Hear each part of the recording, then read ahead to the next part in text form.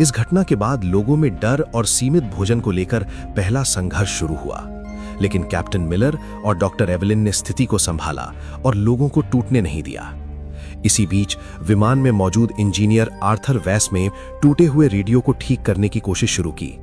कई घंटों की कड़ी मशक्कत के बाद वो एक कमजोर सा सिग्नल भेजने में कामयाब रहा। उसने अपनी आखिरी लोकेशन और मदद का संदेश भेजा, लेकिन सामने से कोई जवाब नहीं आया।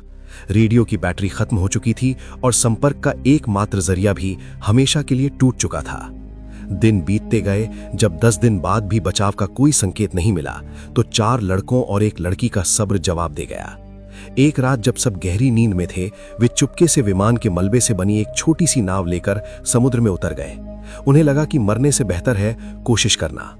वे फिर कभी लौटकर नहीं आए। उनका क्या हुआ, वे कहां गए, ये एक रहस्य बनकर रह गया। उनके जाने के बाद बचे हुए लोगों को यह एहसास हो गया कि अब उन्हें लंबे समय तक इसी द्वीप पर रहना पड़ेगा। उम्मीद की जगह धीरे धीरे मजबूरी ने ले ली। कैप्टन मिलर ने सभी को इकट्ठा किया और एक स्थायी व्यवस्था बनाने का प्रस्ताव रखा। काम का बंटवारा किया गया। एक टीम रोज जंगल में जाकर भोजन और फल इकट्ठा करती, दूसरी टीम आश्रय को मजबूत बनाने और उसकी मरम्मत का काम संभालती। डॉक्टर एवलिन और कुछ अन्य लोग घायलों और बीमारों की देखभाल में जुट गए। दूसरी ओर अमेरिकी सरकार ने विमान को खोजने के लिए इतिहास का सबसे बड़ा सर्च ऑपरेशन शुरू किया था। अटलांटिक महासागर के चप्पे चप्पे को छान मारा गया, लेकिन विमान का एक टुकड़ा भी नहीं मिला। 1 सप्ताह की लगातार खोज के बाद जब कोई सुराग नहीं मिला, तो ये विशाल अभियान धीरे धीरे ठंडा पड़ गया। इसी बीच द्वीप पर बचे हुए लोगों ने जीने की कला सीखनी शुरू कर दी थी। उन्होंने द्वीप के पत्थरों और विमान की धातु को घिस घिस कर चाकू और भाले जैसे औजार बनाए। सबसे बड़ी चुनौती द्वीप के जंगली सुअर थे, जो झुंड में रहते थे और रात के समय उनके शिविर पर हमला कर देते थे। विमान में मौजूद एक शिकारी ट्रेनर ने लोगों को भाला चलाना और जाल बिछाना सिखाया। कई दिनों की योजना और अभ्यास के बाद उन्होंने अपने पहले जंगली सुअर का शिकार किया। ये एक भयानक लेकिन भावनात्मक क्षण था। शिकार के दौरान 2 लोग घायल हो गए, लेकिन जब वे उस शिकार को लेकर शिविर में लौटे, तो वो सिर्फ भोजन नहीं था, वो उनकी एकता और दृढ़ संकल्प की जीत थी।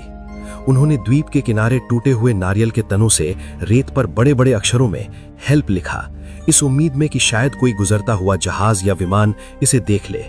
हर दिन वे उसी दिशा में नजरें गड़ाए रहते थे। 6 महीने बीत चुके थे। बाहरी दुनिया के लिए NC-16002 विमान और उसमें सवार 134 लोग एक अनसुलझी पहेली बन चुके थे। 45 मिलियन खर्च करने के बाद अमेरिकी सरकार ने आधिकारिक तौर पर सर्च ऑपरेशन बंद कर दिया और सभी को लापता घोषित कर दिया। उनके परिवारों को बता दिया गया कि अब लौटने की कोई उम्मीद नहीं है। लेकिन इस अनजान द्वीप पर जीवन किसी तरह आगे बढ़ रहा था। जो लोग गंभीर रूप से घायल थे, वो डॉक्टर एवलिन की देखभाल में धीरे धीरे ठीक होने लगे और छोटे मोटे कामों में हाथ बटाने लगे। फिर भी बीमारी और निराशा के कारण कुछ और लोगों की मौत हो गई। अब द्वीप पर केवल 114 लोग बचे थे। उन्होंने अपने मृतकों को सम्मान के साथ दफनाना शुरू किया और एक दूसरे का मानसिक सहारा बने। रात में जब सब आग के चारों ओर बैठते, तो अपने पुराने जीवन की कहानियां सुनाते और कभी कभी गाने भी गाते। लगभग 1.5 साल बाद द्वीप पर पहली बार किसी बच्चे की किलकारी गूंजी, जिसने सबके दिलों में एक नई उम्मीद जगा दी। लगभग 1.5 साल बाद द्वीप पर जन्मे उस बच्चे ने सभी के भीतर जीने की एक नई वजह भर दी थी। समय बीतता गया और 2 साल पूरे हो चुके थे। इस दौरान उन्होंने द्वीप पर जीना सीख लिया था। उन्होंने छोटी मोटी खेती शुरू कर दी थी और मछली पकड़ने के नए नए तरीके ईजाद कर लिए थे। फिर भी सभ्य दुनिया में लौटने की इच्छा उनके दिलों में जिंदा थी, जो हर रात उन्हें बेचैन रखती थी। इंजीनियर आर्थर वेस के नेतृत्व में सभी ने मिलकर एक बड़ी नाव बनाने का फैसला किया। ये उनका अब तक का सबसे बड़ा और सबसे महत्वाकांक्षी प्रोजेक्ट था। महीनों की कड़ी मेहनत के बाद उन्होंने विमान के टुकड़ों, लकड़ी और बेलों का उपयोग करके एक बड़ी और मजबूत नाव तैयार की। जिस दिन उन्होंने उस नाव को समुद्र में उतारा, वो दिन किसी त्योहार से कम नहीं था। 25 सबसे मजबूत और अनुभवी लोगों को उस नाव पर सवार किया गया, इस वादे के साथ कि वे मदद लेकर वापस लौटेंगे। नाव द्वीप से कुछ मील दूर तक तो ठीक चली, लेकिन फिर मौसम ने अपना असली रूप दिखा दिया। अचानक आसमान में काले बादल घेर आए और एक भयानक तूफान ने उनकी नाव को चारों तरफ से घेर लिया। ऊंची ऊंची लहरों ने नाव को पलट दिया। उनमें से कुछ ही लोग तैरकर किसी तरह वापस द्वीप के किनारे पहुंच पाए, लेकिन उस हादसे में 16 लोगों की जान चली गई। ये द्वीप पर अब तक का सबसे बड़ा झटका था।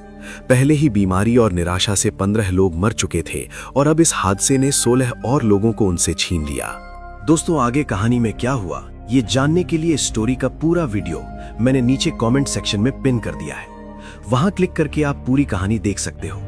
और हाँ, ऐसी ही पूरी सर्वाइवल स्टोरीज के लिए हमारे YouTube चैनल को जरूर सब्सक्राइब करना। बहुत बहुत धन्यवाद।